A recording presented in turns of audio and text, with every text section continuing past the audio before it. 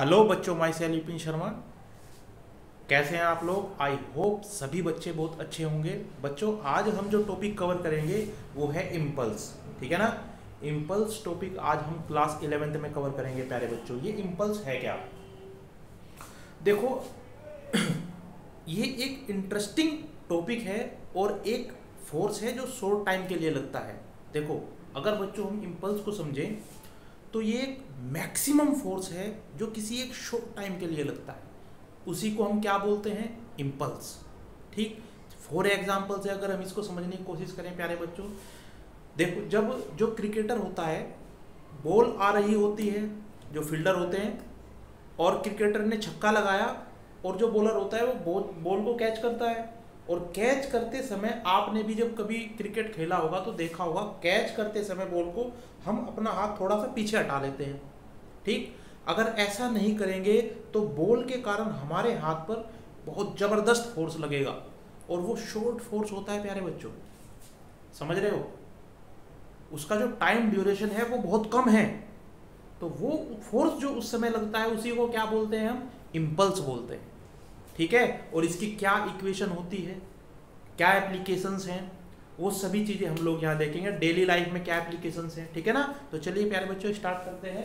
Impulse, impulse क्या है? Definition क्या लिख सकते हैं? A large force acting for a short time to produce a finite change in momentum. ठीक है ना? वो लार्ज फोर्स जो शॉर्ट टाइम के लिए लगता है वो फाइनाइट चेंज करता है किसमें? मोमेंटम में। अगर बॉडी का इनिशियल मोमेंटम P1 है तो कितना मोमेंटम हो जाएगा? P2। Change in momentum P2 minus P1 प्यारे बच्चों। ठीक है ना? और इसको हम किससे डिनोट करते हैं? कैपिटल I से। ठीक है? तो इसका जो फॉर्मूला हो जाएगा, क्या हो जाएगा? Impulse is equal to force into time. Force capital F और टाइम डेल T यहाँ लिखा हुआ है। अगर दिखाई नहीं दे रहा होगा तो बच्चों सुन लीजिएगा, ये कैपिटल I है जिसको हम डिनोट कर रहे हैं इम्पल्स से। ये कैपिटल F है जो फोर्स है और ये डेल्टा T है चेंज इन टाइम। ठीक, अब बच्चों यहाँ SI यूनिट की बात आती है कि इसकी यूनिट क्या है। ठीक है ना? अब इसका फॉर्मूला अगर हम देखें तो I is equal to F into del T. ठीक, F की यूनिट क्या है? न्यूटन, और डेल T की या टाइम की यूनिट क्या है? सेकंड। तो इम्पल्स की यूनिट क्या हो जाएगी? Newton into second. ठीक है, ये यूनिट है इसकी SI।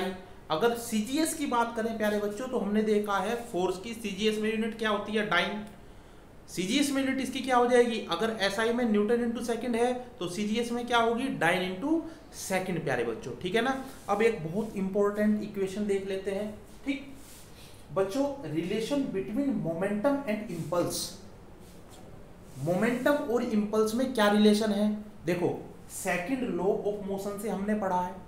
क्या पढ़ा है सेकंड लॉ ऑफ मोशन में? हमने जो फोर्स होता है वो इक्वल होता है, इक्वल तो नहीं होता, डायरेक्टली प्रोपोर्शनल होता है। ठीक है ना? जब हम डायरेक्टली प्रोपोर्शनल हटाते हैं, यहाँ इक्वल का निशान लगाएंगे और जैसे इक्वल का निशान लगाएंगे तो यहाँ एक कांस्टेंट आएगा जिसकी वैल्यू हम 1 मानते हैं, यूनिट मानते हैं। ठीक है ना? तो फाइनली हमारे पास फिर क्या बनता है? P2 minus P1 upon del T। ठीक है प्यारे बच्चों, अब ये जो हमारे पास F की वैल्यू आई, अगर हम इसको यहां पुट करें इस इक्वेशन में, I is equal to F into del T में, तो यहां से डेल T से डेल T कैंसिल हो जाएगा। हमारे पास क्या बचेगा? Capital I is equal to P2 minus P1। बच्चों, ये एक बहुत इंपॉर्टेंट इक्वेशन है। ठीक है ना? या तो आप इसको मोमेंटम इम्पल्स इक्वेशन भी कह सकते हैं, या बच्चों इसको मोमेंटम इम्पल्स थ्योरम भी बोला जाता है। ठीक है ना? ये बहुत इंपॉर्टेंट थ्योरम है। ठीक है ना? दो मोमेंटम दे दिया आपको और इम्पल्स पूछ लिया डायरेक्ट, तो इक्वेशन यूज करो और फाइंड कर लीजिए इम्पल्स। ठीक है ना? तो इस तरह से हमारे पास ये इक्वेशन निकल जाती है। अगर हम बात करें application of impulse in daily life, तो सबसे पहले तो हमने हमारे पास एप्लीकेशन यही है, catching the ball by a cricketer. इसका एग्जांपल मैं स्टार्टिंग में दे चुका हूं। इसके बाद second, jumping down of a passenger from a moving train और बस। देखो, आपने देखा होगा जब हम जंप करते हैं ट्रेन से या बस से तो हमें ये हिदायत दी जाती है कि आप जैसे ही बस से कूदोगे तो थोड़ा सा उसके साथ भागना। अगर नहीं भागेंगे तो Newton's first law of motion से हमारे पैर तो रेस्ट में आ गए, लेकिन बॉडी क्या रहती है, मोशन में रहना चाहती है अपर पार्ट की, और जिससे हम गिर जाते हैं, चोट लग सकती है, ठीक है ना। तो ये सेकंड एप्लीकेशन है इसकी। या स्प्रिंग इन व्हीकल्स, आपने देखा होगा जो बाइक है उसमें शॉकर लगे होते हैं जिसको गोल गोल, ठीक है ना, वो स्प्रिंग ही है। वहाँ क्या होता है प्यारे बच्चों, जब कभी ऊबड़ खाबड़ रोड आ जाती है ना, आपने देखा होगा, तो वहाँ स्प्रिंग्स पर एक इम्पल्स काम करता है सिर्फ कुछ सेकंड के लिए, है ना, मैक्सिमम फोर्स लगता है इन ए शॉर्ट टाइम इंटरवल, समझ रहे हो। तो वहाँ भी इम्पल्स लगता है। सेकंड स्प्रिंग इन सीट्स, कुछ सीट्स देखी होंगी आपने, ठीक है, हम बैठे हैं, आकर के बैठे तो उस पर भी सोकर्स लगे रहते हैं, या आरामदायक जो सीट होती हैं वहाँ भी कुछ समय के लिए इम्पल्स लगता है, झटका नहीं लगता हमें, वो आराम से नीचे जाती है और ऊपर की ओर आ जाती है, जस्ट बिकॉज ऑफ स्प्रिंग। वो जो झटका है या जो इम्पल्स है उसको कौन वहन कर लेता है, वहाँ उसको वहन कर लेते हैं प्यारे बच्चों जो स्प्रिंग्स लगे हुए होते हैं, ठीक है ना। तो ये हमारे पास इम्पल्स का टॉपिक है, बहुत इंपॉर्टेंट टॉपिक है, ठीक है ना। तो सभी बच्चे इसको कंप्लीट करेंगे। पहली बात बच्चों, इस बोर्ड पर मैंने इतना वर्क लिखा हुआ है, अगर आप घर पे चाहें तो ये 2 पेज में आ सकता है, ठीक है ना। ये आपके ऊपर डिपेंड करता है कि आप इसको कितना लॉन्ग बना सकते हैं। कैसे, देखो यहाँ मैंने I=, मैं आपको मेथड सिखा देता हूँ आज कि किस तरह से नोट्स को आप लॉन्ग बना सकते हैं अपने, ठीक है ना, एग्जाम के लिए। यहाँ डायरेक्ट यूज किया है मैंने I×F×Δt। आप क्या लिख सकते हैं, let us consider a body at which impulsing force F is applied for a short time interval ΔT, then a impulse will be created here which will be I=F×Δt। हो गया।